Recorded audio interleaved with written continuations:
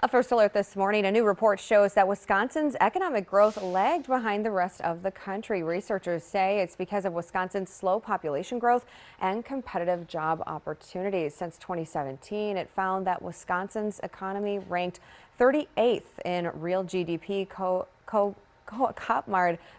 compared to the rest of the country. They claim the future of Wisconsin's economy will come down to how the state will adapt to a smaller growing workforce in order to overcome the lower real GDP. That study done by Forward Analytics focused on the state's growth in 6 key measures: populations, labor force, real GDP, per capita, personal income, median household income, and poverty.